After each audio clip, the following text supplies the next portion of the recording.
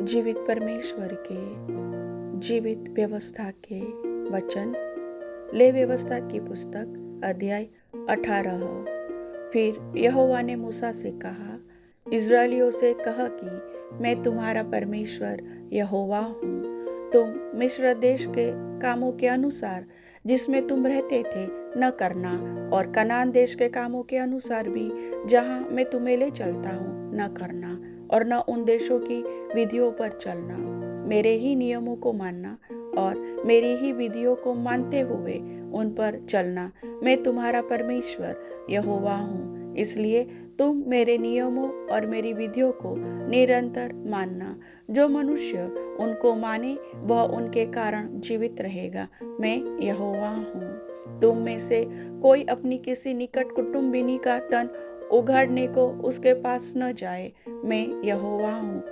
अपनी माता का तन जो तुम्हारे पिता का तन है न उघाड़ना। वह तो तुम्हारी माता है, इसलिए तुम उसका तन न उघाड़ना। अपनी सौतेली माता का भी तन न उघाड़ना। वह तो तुम्हारे पिता ही का तन है। अपनी बहन, चाहे सगी हो चाहे सौतेली हो, चाहे वह घर में उत्पन्न हुई हो चाहे बाहर, उसका तन न उघाड़ना। अपनी पोती या अपनी नातिन का तन न उघाड़ना। उनकी देह तो मानो तुम्हारी ही है। तुम्हारी सौतेली बहन जो तुम्हारे पिता से उत्पन्न हुई वह तुम्हारी बहन है, इस कारण उसका तन न उघाड़ना। अपनी फूफी का तन न उघाड़ना, वह तो तुम्हारे पिता की निकट कुटुंबिनी है। अपनी मौसी का तन न उघाड़ना, क्योंकि वह तुम्हारी माता की निकट कुटुंबिनी है। अपने चाचा का तन न उघाड़ना, अर्थात उसकी स्त्री के पास न जाना, वह तो तुम्हारी चाची है। अपनी बहू का तन न उघाड़ना, वह तो तुम्हारे बेटे की स्त्री है, इस कारण तुम उसका तन न उघाड़ना।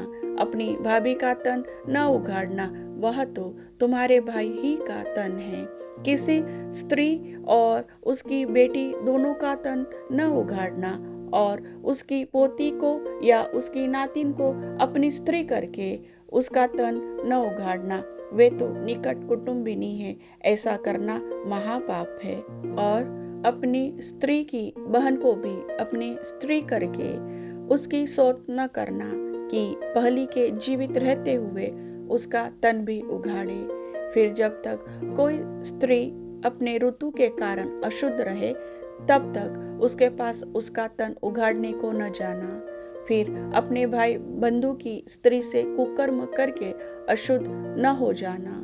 अपनी संतान में से किसी को मोलेक के लिए होम करके न चढ़ाना, और न अपने परमेश्वर के नाम को अपवित्र ठहराना।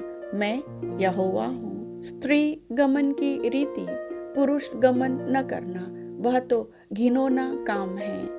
किसी जाति के पशु के साथ पशु गमन करके अशुद्ध न हो जाना, और न कोई स्त्री पशु के सामने इसलिए खड़ी हो कि उसके संग कुकर्म करे, यह तो उल्टी बात है। ऐसा कोई भी काम करके अशुद्ध न हो जाना, क्योंकि जिन जातियों को मैं तुम्हारे आगे से निकालने पर हूँ, वे ऐसे काम करके अशुद्ध हो गई है, और उनका देश भी अशुद्ध हो गया है। इस कारण मैं उस पर उसके अधर्म का दंड देता हूँ, और वह देश अपने निवासियों को उगल देता हूँ। इस कारण तुम लोग मेरी विधियों और नियमों को निरंतर मानना, और चाहे देशी चाहे तुम्हारे बीच रहने वाला परदेशी हो, तुम में से कोई भी ऐसा घिनौना काम न करे, क्योंकि ऐसे सब घिनौने कामों को उस देश के मनुष्य जो तुमसे पहले उसमें रहते थे वे करते आए हैं। इसी से वह देश अशुद्ध हो गया है। अब ऐसा न हो कि जिस रीति से जो जाति तुमसे पहले उस देश में रहती थी उसको उसने उगल दिया, उसी रीति जब तुम उसको अशुद्ध करो तो वह तुमको भी उगल दे। जितने ऐसा कोई घिनौना काम करे वे सब प्राणी अपने लोगों में से नष्ट किए जाए। यह आज्ञा जो मैंने तुम्हारे मानने को दी है उसे तुम मानना, और जो घिनौनी रीतियां तुमसे पहले प्रचलित है उनमें से किसी पर न चलना, और न उनके कारण अशुद्ध हो जाना। मैं तुम्हारा परमेश्वर यहोवा हूँ। प्रभु वचन के सुनने वाले सभी भाई बहनों को आशीष दे।